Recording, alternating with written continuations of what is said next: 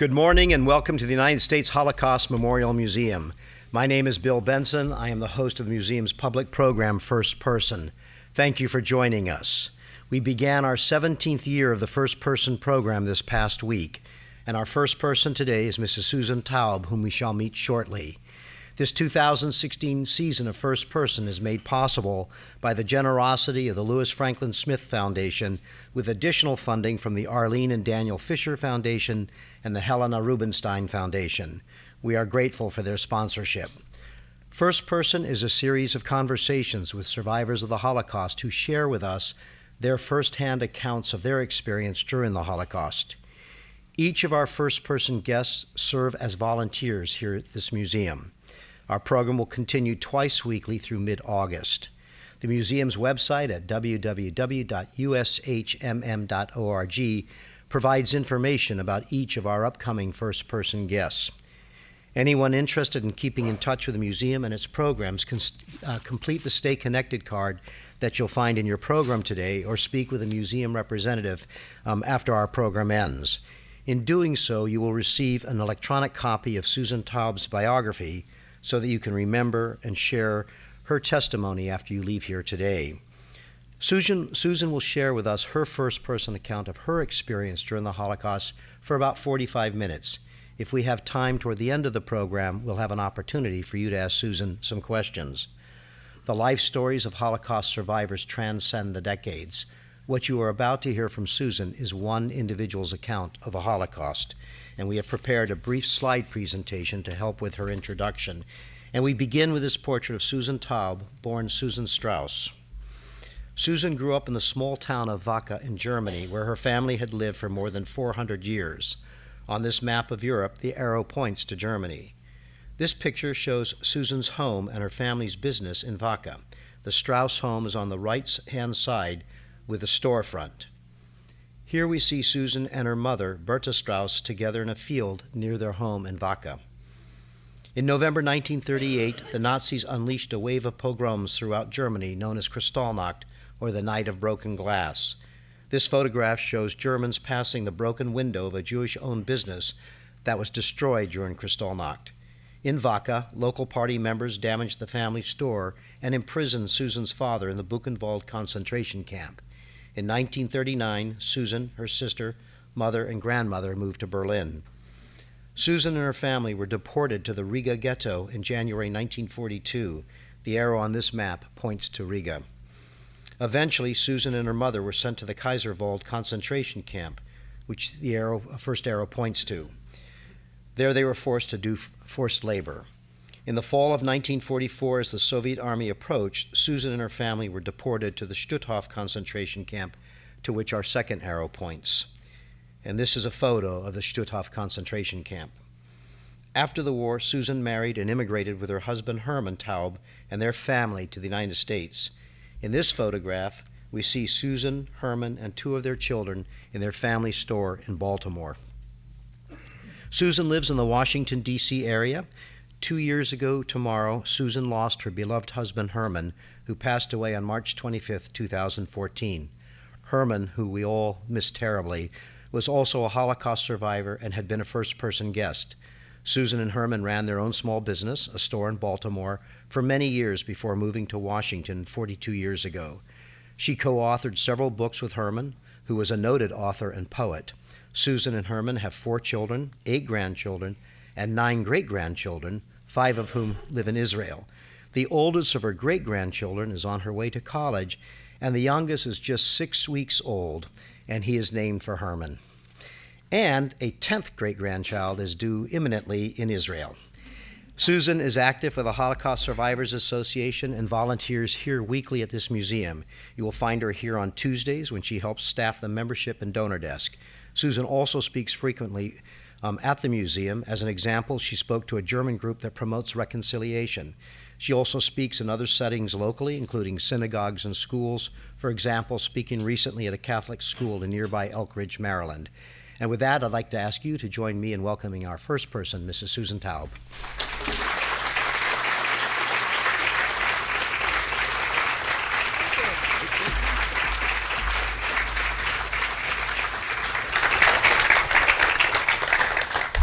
And I might mention that in January, Susan celebrated a milestone birthday, her 90th birthday.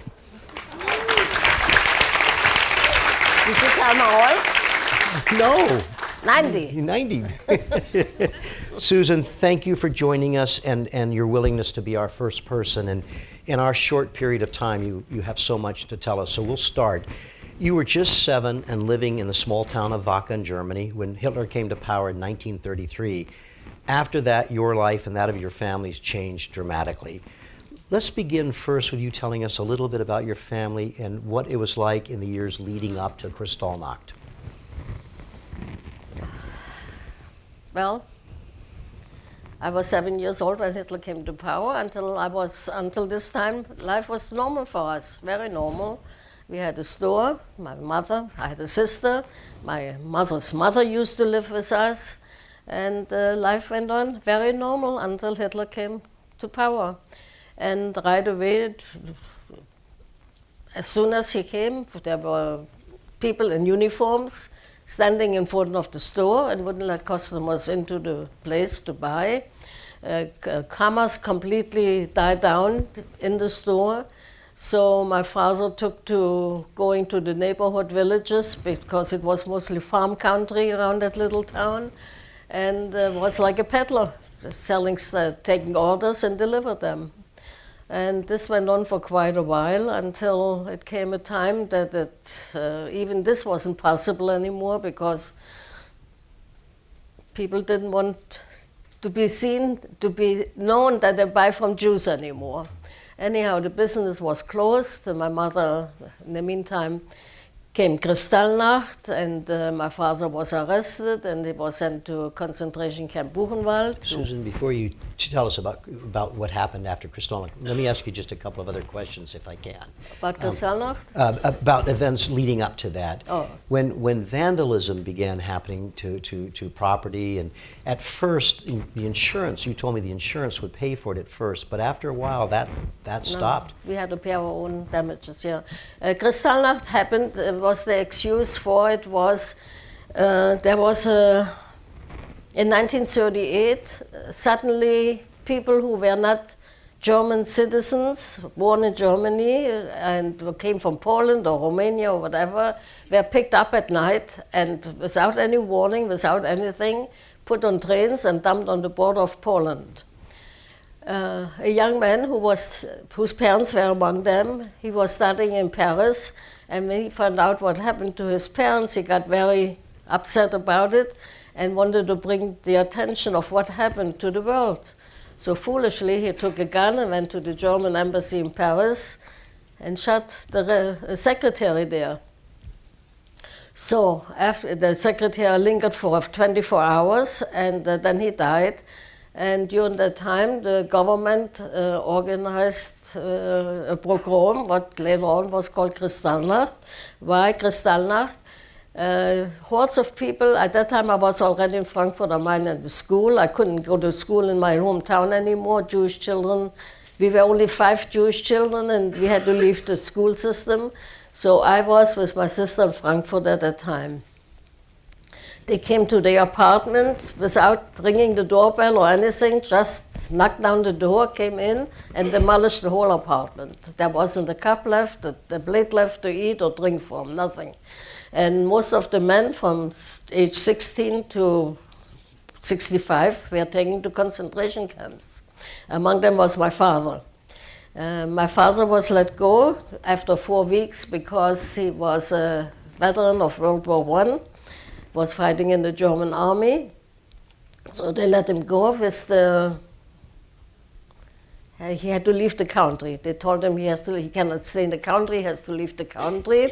So he packed a little suitcase and he went he paid somebody, what they called, what would they call today, somebody who take you over the border without a visa, without anything, over the border to Belgium. And my mother was left in the little town Facha, and eventually life was made so miserable for her that she sold or was forced to sell the store and the house, and but never received any money for it. After Kristallnacht, all our assets were confiscated, and whatever was bank books or savings or whatever, we had no control over it anymore. We received each month a certain amount just to live from and pay our bills or whatever it was, and that was it.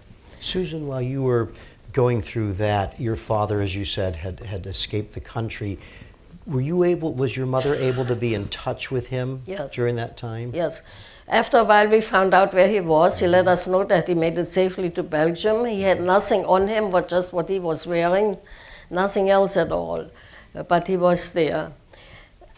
Going back a little bit, we did try to immigrate to America at that time. It was very difficult. You had to have somebody to sponsor you, so you don't fall on the government. And even after you found somebody, and the papers came, they went to the embassy in Berlin, and once the papers got there, you received a number, and you waited for your number to come up. So we had a distant relative finally who was willing to vote for my father. They said, you come first and you establish yourself, and once you have a job and whatever, we will help you to bring the rest of the family. Well, in the meantime, he was Kristallnacht, he went to Belgium, and the papers, he was called to the consulate in Berlin, but because he was in Belgium, the papers had to be transferred to Belgium, and that whole process took about 6 months before he actually could leave Europe. He left Europe just before the German army went into Holland, Belgium, invaded there.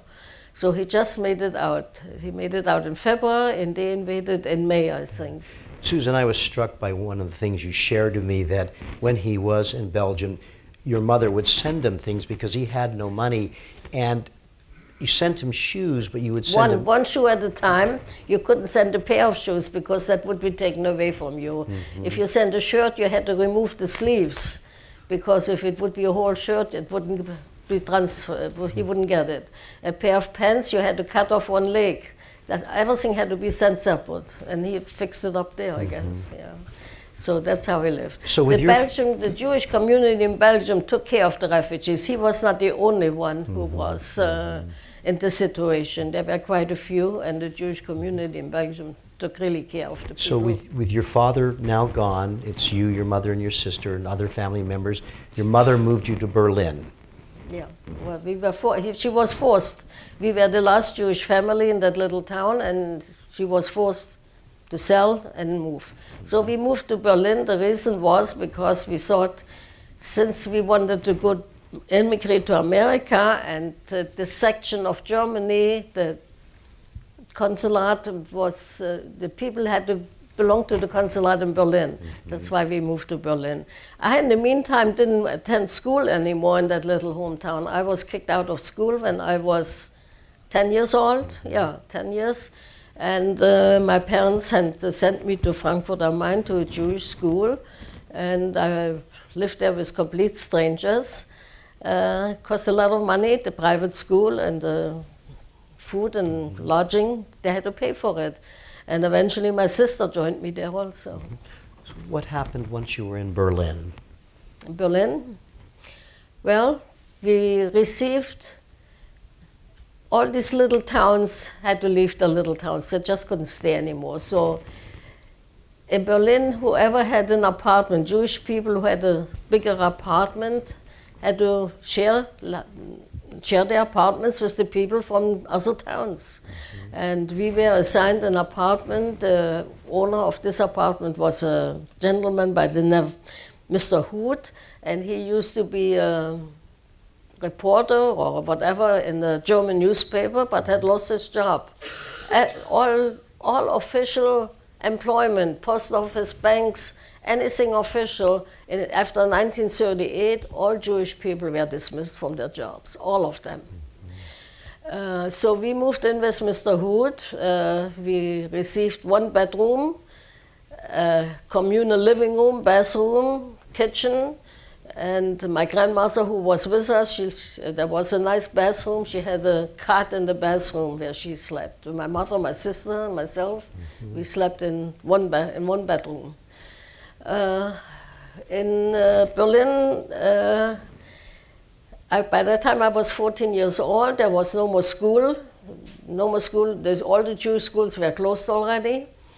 And my first job was to take care of children in a children's home, like a daycare center, where the parents dropped them off like 6 o'clock in the morning and picked them up 8, 9 o'clock in the evening. And we had to be there 5 o'clock in the morning to accept the children, take care of the children all day long, 6 days a week, 6.5 days a week, because people had to work half a days on Sundays also. So that was our job, And the without work, pay. And right, that was what I wanted to make sure you said. Yeah, This without pay. This was without forced pay. labor. Yeah, that was just from the Jewish community. We had to do this. Then came October, and very slowly. No, it was not October. Yeah, October. It was that they took me out from there, me and my girlfriend, and we had to work in an old age home. The old age home was the relatives all had to work, and the people were taken care of in that old age home, and that was our job there. But slowly, these people disappeared. As soon as they got sick, they were taken out, and we never saw them again. I think it was reversed. I was first in the old age home and then in the children's home. Yeah. Okay. And from What happened next? By the time I was 15 and a half, I was grown up enough and old enough, and they pulled me out of this kind of job, and I had to work for the military industry. What did I do? What was my job? We were assigned to a factory where they made receivers for U-boats, and we stayed in an assembly line. Jewish people and German people were separated in their workplace also. We never sat together with anybody. In the meantime, we also received the yellow star we had to wear. The German people received lunches and breakfast at work. We had to bring our own. Rations everything was rationed already because the war was already going on, so everything was rationed. And Jewish people had to go to the police station to pick up their own cards. What do they call it? Lebensmittelkarte. your work cards? Cards for food. Yep. Everything was Ration rationed. You had cards, yeah. coupons. And each coupon was stamped with a J. So when you went to the store, they knew you were a Jew, and you got only part of what regular people received. Our calories were, I think, much less, half of what the German population got, yeah. And to shop, we could only go between 4 and 6 in the afternoon. And during this time, there was hardly anything left in the stores because people shopped all day long, and whatever was left, we had to take. But Susan, even among those people, you find some good people. And across the street, the man who owned the grocery store knew the situation, what was happening, and he always kept something for my mother. When she came in, she had it. Susan, you told me that when you were forced to make the submarine receivers, you were told if one didn't work, that would be considered an act of sabotage. Sabotage, and this rented you with right away with concentration camp, yeah. We didn't even think of sabotaging it. I mean, I don't think so. I wouldn't, anyway. And of course, eventually, you would be, with your family, you would be deported to Riga, Latvia. Yeah. Tell us about that. To have a job like this, the deportation started, I think it was in the late November. I don't exactly remember anymore.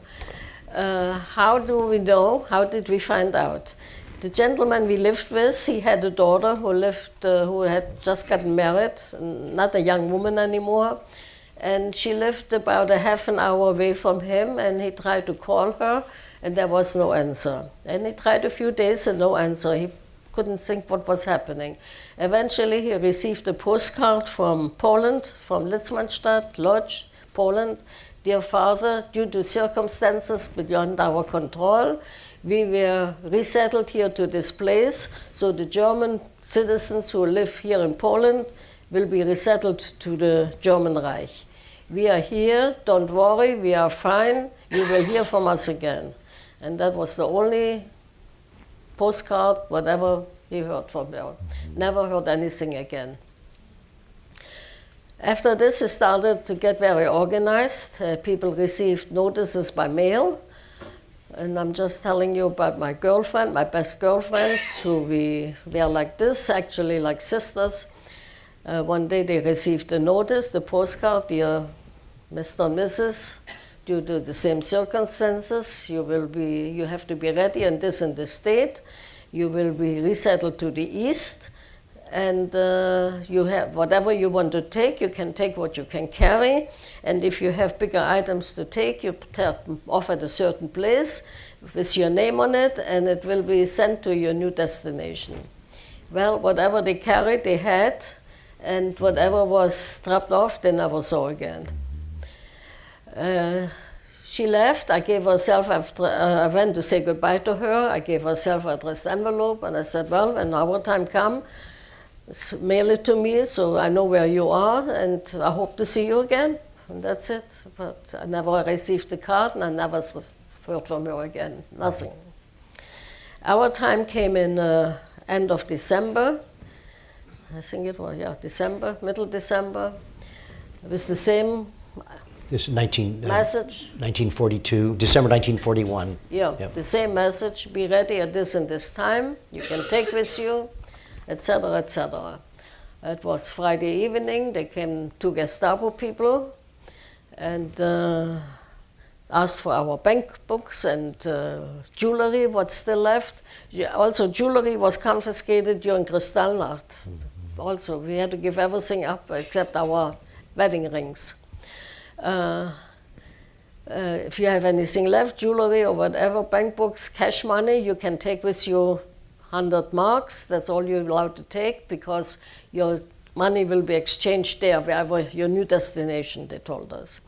So everything they took away, they signed the papers that they received it, and they left, and they left us enough money to take public transportation to go to the place of where we assembled.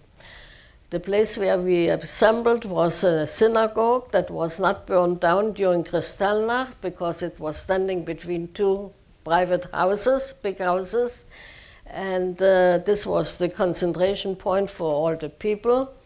And eventually about 1,000 people were in that place, and that's it. We waited, what's next? We didn't know anything where we. So next morning was Saturday morning. There were only benches, no beds, nothing for us to sleep on, only benches. Water was supplied, but no food, nothing at all. They called us, there were tables set up, and the Gestapo was sitting there, and they called us people down, and they said, well, you still have any papers left? You have any passports left? At that time, we didn't have passports anymore. They were all taken away. As an idea, we had a Ken card with the J stamped on it. That was it. And this we still had, so you can leave it here. You get a new idea at your new destination. What is your new destination? There we found out that we will be resettled to the city of Riga, Latvia. Okay, Riga, Latvia. It came Sunday morning. We had to assemble in front of the synagogue, and there were early morning, before anybody woke up, and there were the trucks staying, and they transported, if the people who could not walk, they were taken, and we had to walk about 5 kilometers to the train station called Grünewald, which is a suburb in Berlin. And we came to the station, and we looked for the train to take us, and what we saw was the cattle cars, what you see here in the museum.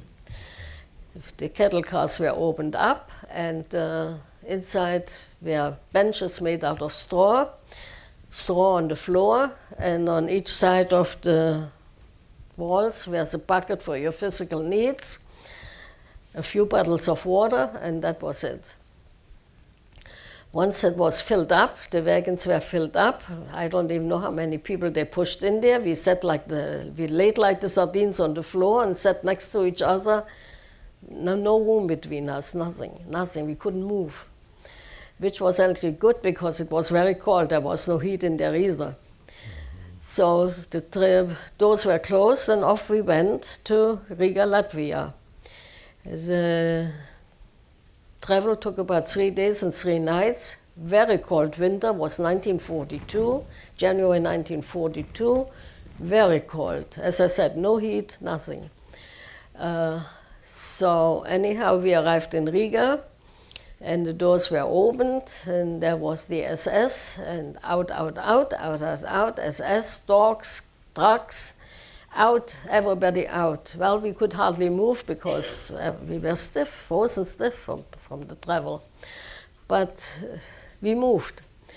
And if you cannot walk, it's about 10 kilometers to walk to your destination. You can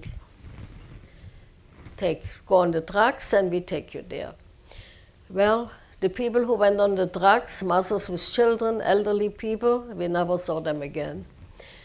My mother, my sister, even my grandmother, we walked. We walked the 10 kilometers on icy roads, snow, ice, cold, very, very cold, holding on to each other just not to fall. Terrible. We come to the ghetto. There's houses surrounded by wire, double fences, double wire fences, a big gate with sentries there on both sides with the guns. And we were pushed in there and pushed to a certain house. They pushed us to a house and no light, no heat, nothing. And it was already dark by that time. We didn't even know where we are. So in the morning when we woke up, we looked around and there was clothes all over the place and food on the stove and food on the tables and clothes all thrown around, blood in the snow. And we didn't know at that time what happened, but soon enough we found out that that was the population of the Jewish people of Riga, Latvia, and they were all concentrated in that place before we came. And in late December, most of them were murdered. They kept behind 500 women and 4,000 men for labor, and the rest were all eliminated, all in mass graves in Riga, Latvia. This we found out later. Anyhow, into the house we went, and just looking around, and after 2 days, there came a man to us. He was assigned from the headquarters of the Gestapo that they have to provide people for cleaning up the streets from snow and ice, and they should bring the people from the ghetto to do this kind of work. So one man was made in charge to organize that, so he came to each apartment or room, whatever it was. In each apartment were about 10 people. I mean, we just like sardines. And they said, you have to go to work. If you want to eat, you got to go to work. So we assembled in the front of the house in the morning. We received a piece of bread, and they took us all to the gate of the ghetto, and they marched us under the gun to the city of Riga, to certain places where we received shovels and ice picks and instruments to clear up the sidewalks from the ice. And that's what we did. It was a very cold winter. And Susan, this was to clear the ice so that the Germans could walk on the sidewalks.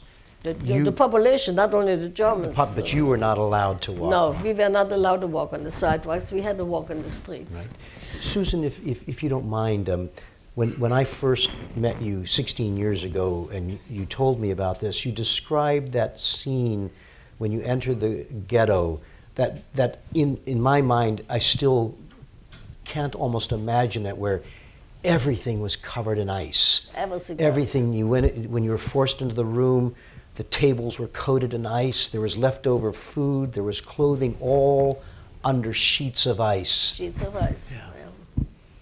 And this didn't change till I think the late March or beginning April. It was a very, very cold winter there, very cold. And you would stay in the Riga ghetto for about 20 months and were forced to do many different kinds of things. Well, after this job finished, the ice was gone, the snow was gone.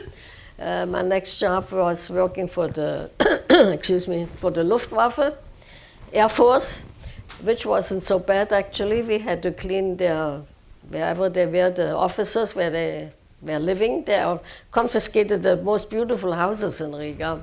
So we were picked up in the morning by a soldier, always under the gun, marched to the place of work, and there we had to work all day to clean the houses, do the laundry and whatever had to be done, help in the kitchen sometimes, which was good. At least we got some food there, which was good, because the ghetto supplied very, very little food, very little. Mm-hmm. We received some bread, sometimes we received a little bit of vegetables and horse meat. Horse meat we got, but there was no place to cook it because we had no facilities to cook anything. So one man became an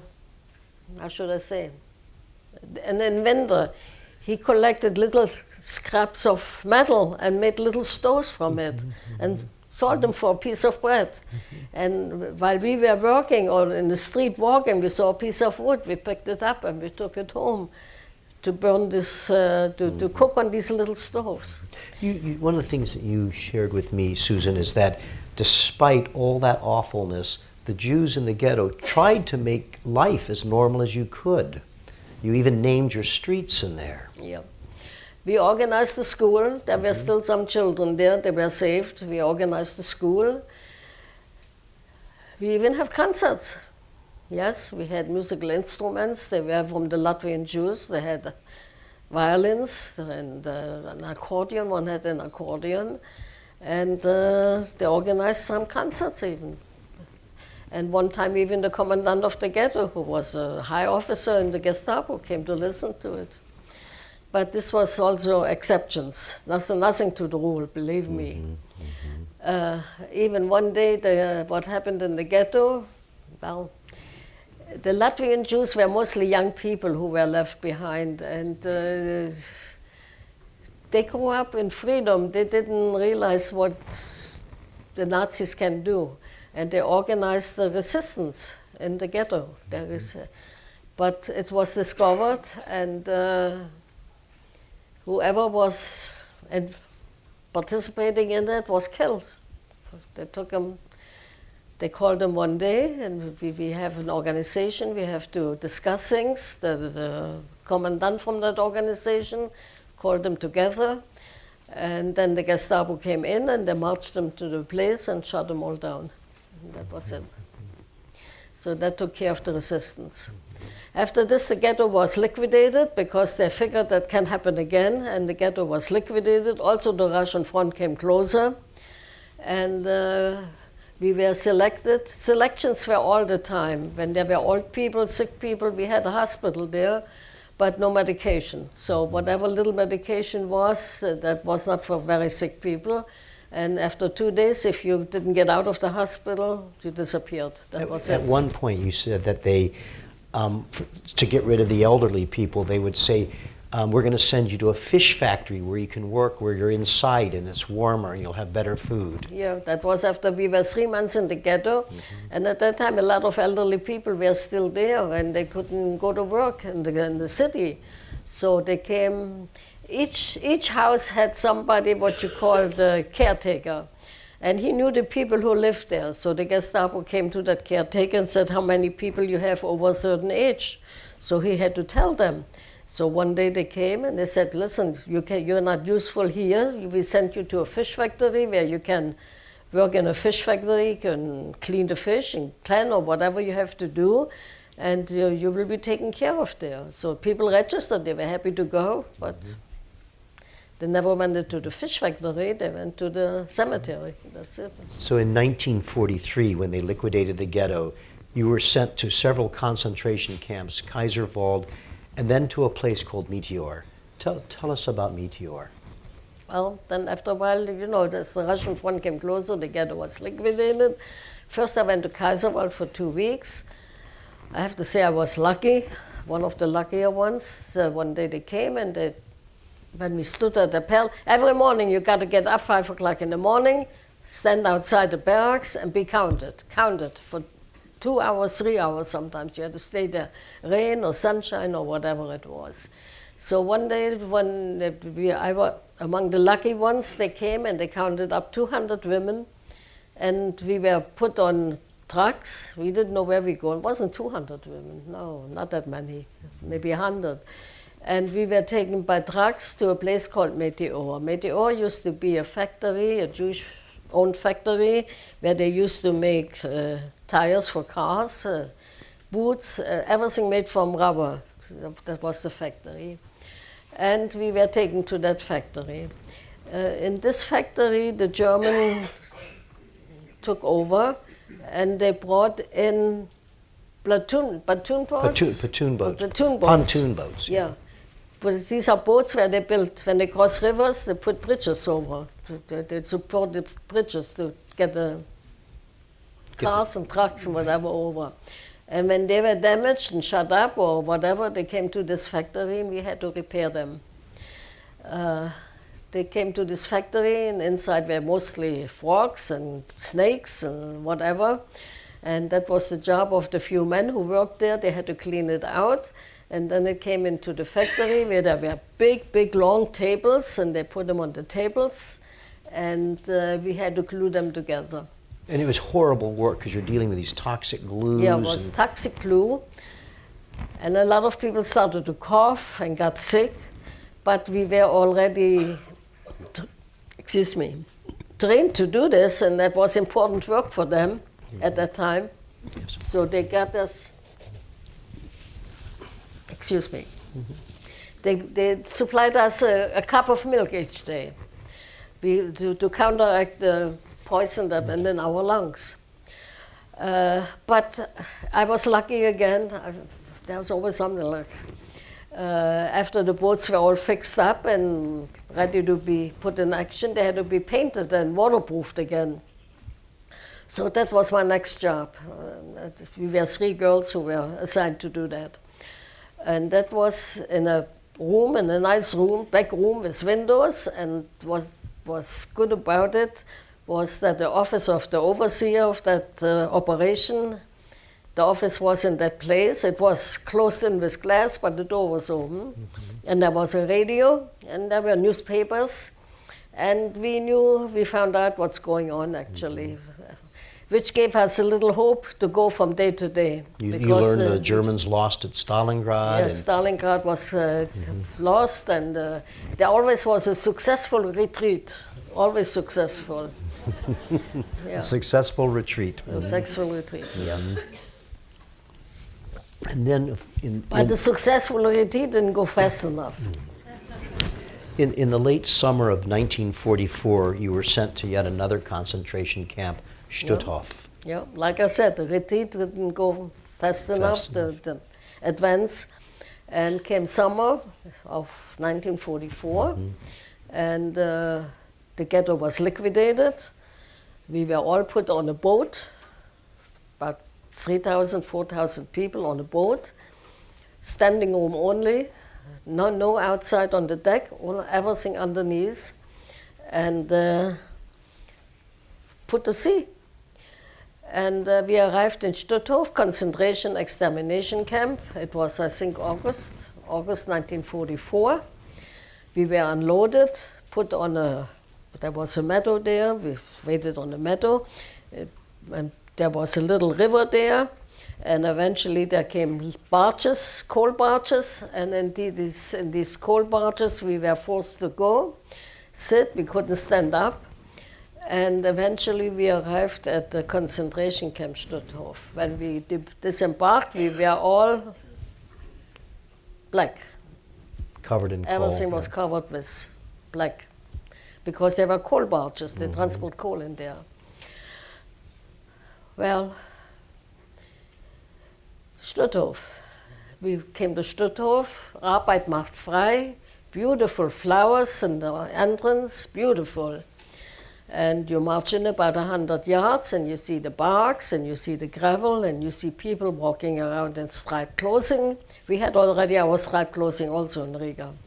We got it before we went to Kaiserwald.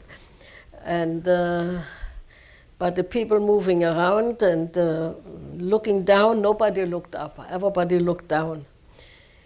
And they pushed us in a barrack, and the barrack had bridges, just bridges. On each bridge, like sardines, one this way, one this way, one this way, one this way. No blankets, nothing, it's just straw, that's it. In the morning, 5 o'clock, the bell rang, or whatever rang. You got out of the barracks, you had to stand on a pell, and you were counted and counted. The sick people were taken out who couldn't stand straight anymore. They were taken out to the gas chamber. And the rest, we just stayed around for the whole day. It came noontime. Again, you had to stand up and we counted again, selection. That went on all day long. About 8 o'clock at night, finally, we could go into the barracks. That was it. But since we couldn't sleep in the barracks and we couldn't find a place there, we were 5 girls at that time, we kind of stuck together. We just slayed outside in the sand, and that was it. We didn't even go into the barracks. In the meantime, we were naturally no showers, no baths, no change of clothes. We were full of lice.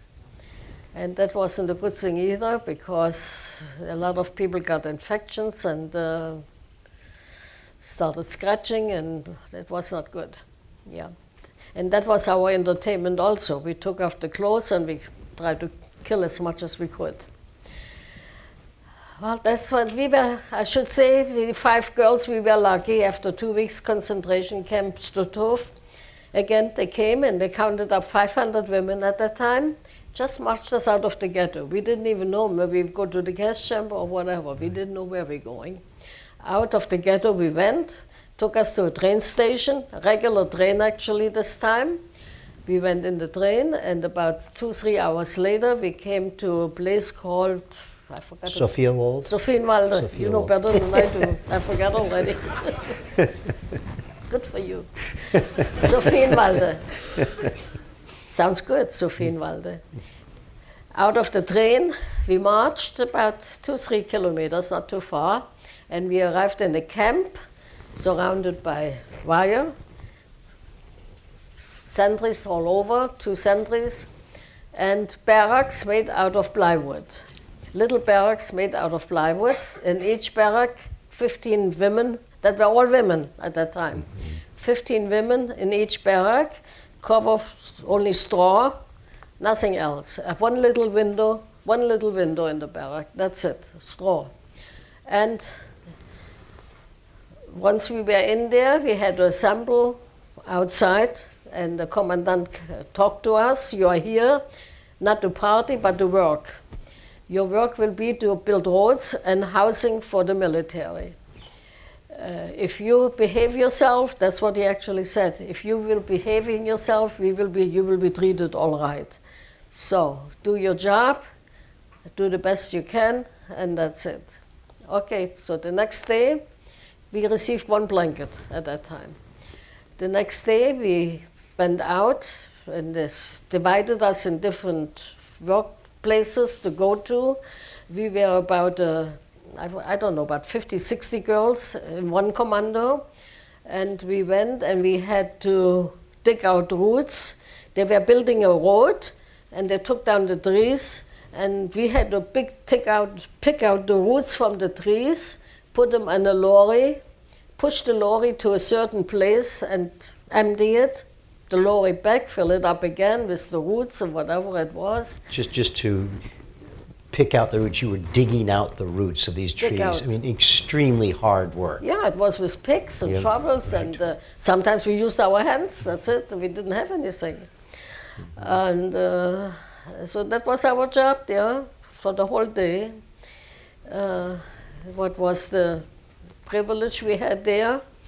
There was also the military. They were already there, the military, and the supply for the military went by us, not too far away. So daring as we were as young people, we ran down to the wagons, and we got some food from there, carrots, potatoes, whatever it was, what we could eat. And the military didn't bother us. It was really something else.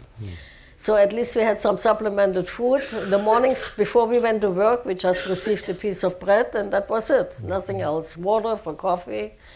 And when we came back, a bowl of soup and a piece of bread, and that was our nourishment. Well, again, a lot of people got sick from starvation and died. And all right, this lasted until it got cold, and then we couldn't do the job anymore because it was too cold to dig and it was too cold to lay bricks for the houses. So they took us out from these barracks, these little tiny barracks, and they put us in the unfinished buildings. They weren't finished yet, but the basements were there, and we resided in these basements. There were no floors. There was just sand, no floors. But we had it was warmer. It was warm. It wasn't that cold, and we didn't work anymore. We just sat around. Hardly got any food. We just got a piece of bread and a little bit of soup, not much, for the day, and that was it. It came February. The Russian army came closer. This is February 1945. February, yeah. We didn't know what's going on at that time in the world. We had no idea because the military, they didn't talk to us. But the Russian army came closer, and one day they said, well, you know, we cannot stay here. That's when we found out the Russians are very close. We have to take you away from here. We are going back to Stutthof. So if you can walk, you have to walk. It will be about 100 kilometers. You can walk. If you cannot walk, stay here and somebody will take care of you. Well, we 5 girls, we walked. People walked, but people who really were ready to give up, they said, no, we take our chance, we stay here. Whatever happens will happen. No? We never saw them again. So we walked, rain, snow, cold, icy roads, we walked. At night, when it got dark, they pushed us in a barn. If they found something to eat for us, we received something. Otherwise, we had nothing. Sometimes we found along the way a potato or whatever. Whatever what was edible, we ate. We didn't look if it was good or not. So naturally, people got sick.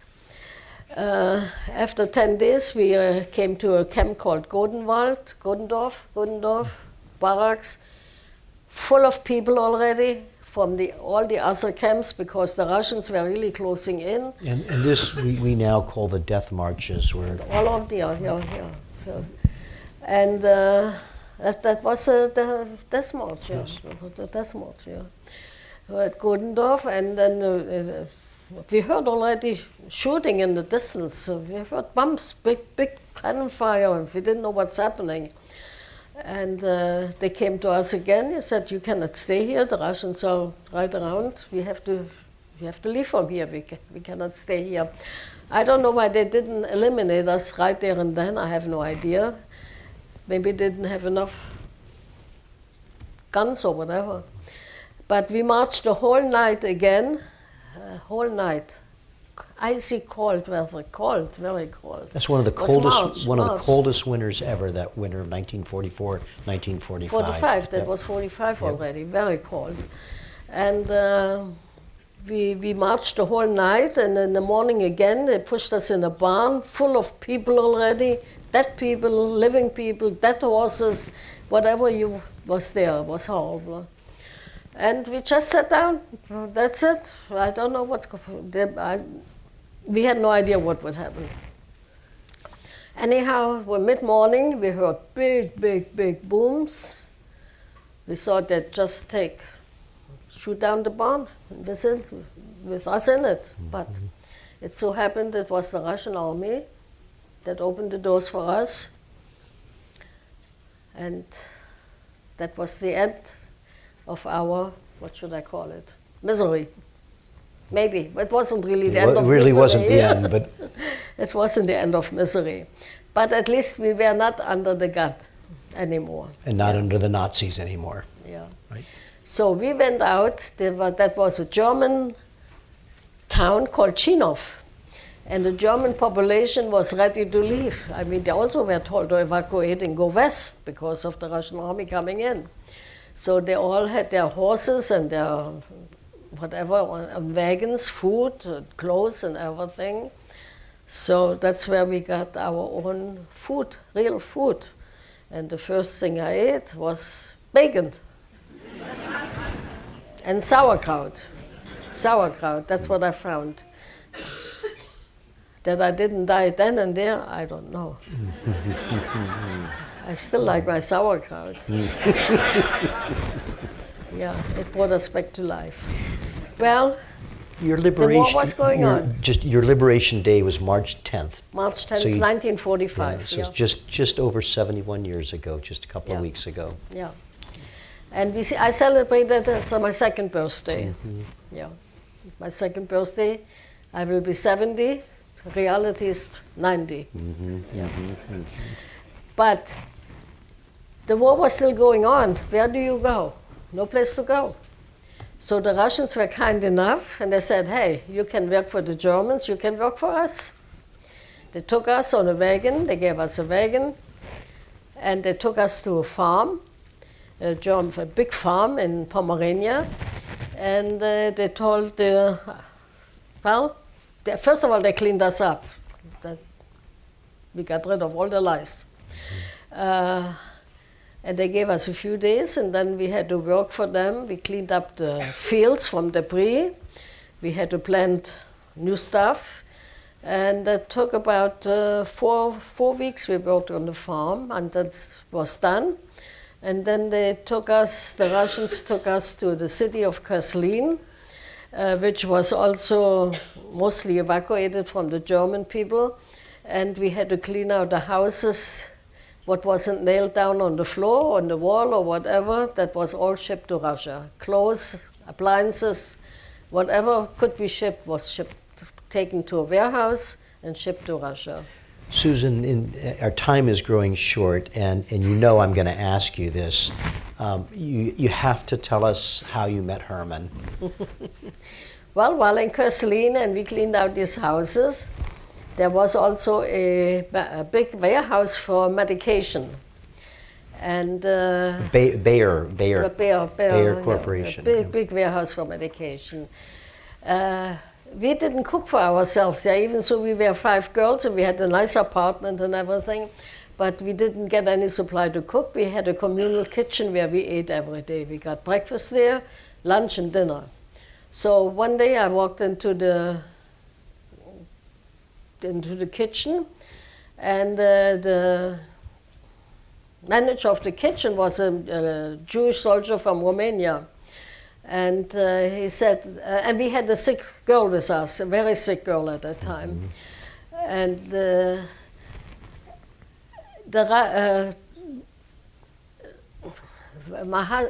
my future husband was a medic in the Russian army. And he was a Polish Jew, but when the war broke out, he went over to Russia and joined the Russian army. The Polish division in the Russian army, let's put it this Serving way. as a medic through that whole time. Yeah, he was a medic. He came for the medication. And that warehouse was right across from the kitchen. So he walked into that kitchen, and he asked the manager, you know, what's going on? So he told him that there are here 5 girls, survivors of the concentration camp, and one is very sick. Maybe he could have some medication for her. So he went to see her, and she had scarlet fever, actually. So while he was there, I walked in too. I wanted to see how she was doing, and that's how we met.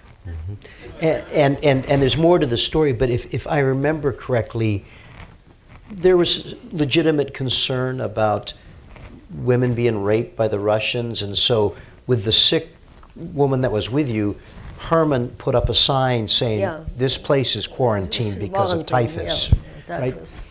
So they didn't bother us. And then he had to get you out of there. Yeah, he had to get them out. Well, first of all, it wasn't right away. Love at first sight. Right. It was kind of whatever. He came back after again for medication, and we met again, and so then we became more we became closer. And he said, you know, my unit is leaving this place here. I'm not going to stay here. I'm going to be going to East Germany, with my unit to East Germany. He asked me if I would like to come with him. I said, sure, why not? What do I have to lose? So, but he could, I mean, that was against the law at that time. So what did he do? He put me in a stretcher and covered me up, took me to a tank. It was a tank, right? It was a tank. Yeah. And told the soldier, she's very, very sick, don't you touch her, I have to take her to my hospital. So that's how he kidnapped me out to the hospital. He had to bribe a little bit. I had to bribe him with vodka. With vodka? Vodka, a few bottles of vodka. That paid everything. Vodka paid everything. Yeah, if you had it, yeah. And that was life until life became a little bit more normal. From there we went to Germany, but it was just shortly after the war. Where do you go? I had the address, my father was in America.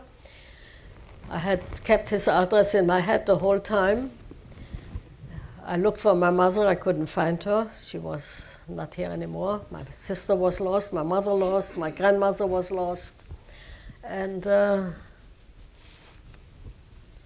so we went back to Poland actually because he had a good education. He was almost like a doctor, but he had to get his full degree actually. So he wanted to go back to the university, and so I went with him to Poland, to the occupied section of Germany, what became Poland eventually. Pomerania became Poland. So we had a house there. It was very nice. He studied and he practiced also already because there was no other doctor, and he had plenty experience from the war, plenty experience. So, but then came 1946, and the Polish people didn't like when Jewish people came back, survivors, and there was a big program in Kells where the survivors who came back occupied one house, and the Poles came in and killed them all. So after that happened, we saw no future in Poland. My husband really wanted to stay in Poland. There was no future for us in Poland, so at that time was an underground called the Brera from Israel. At that time was Palestine, who smuggled out survivors to Palestine, and we were among them. How did you find your father? I found my father, let me think a minute now, yeah. When we were back in Germany. Yeah, from Poland I couldn't send him anything.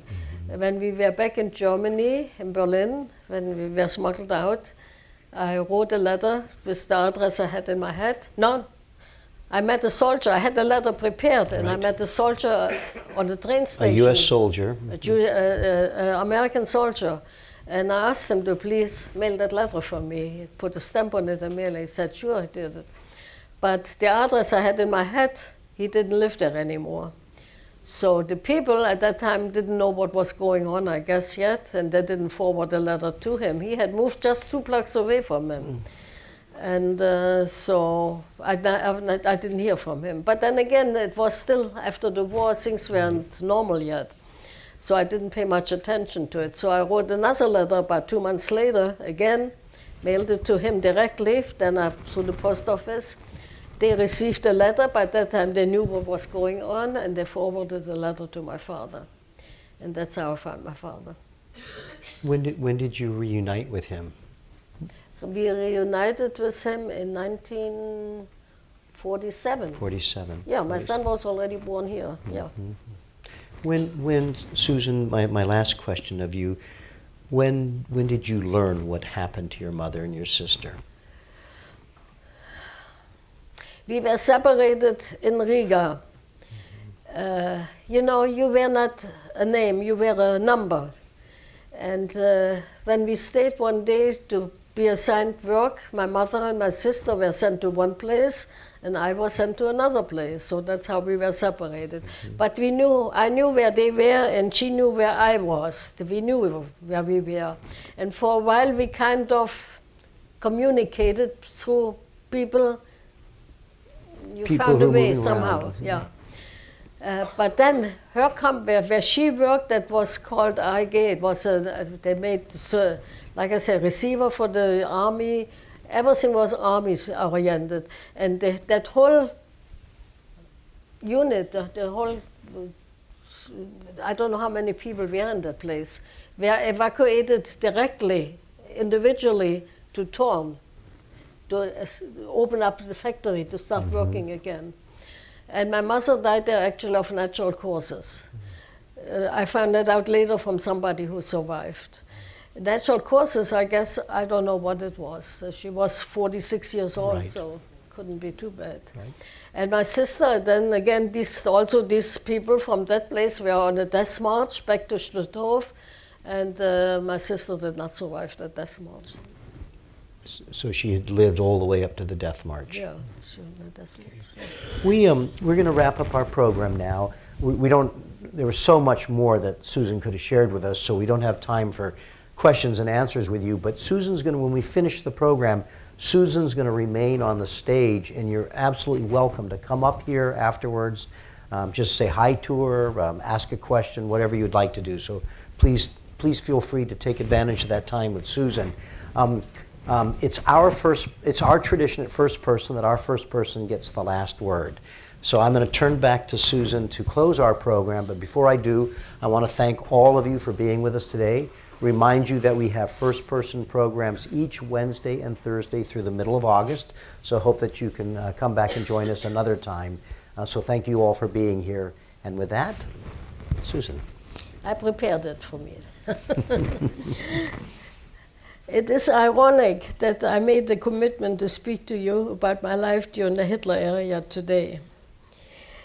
Today is the holiday of Purim. Purim, which celebrates the triumph of the Jews of Persia over the evil of Haman, who wanted to have them all killed. Throughout history, the Jewish people have been faced with evil men like Haman, Adolf Hitler, and countless others who have tried to wipe us off the face of the earth. But we are still here, and they are not. Hatred, racism, bigotry should never be a doctrine of nations, and we must remember that, even in our own country. Keep your eyes open.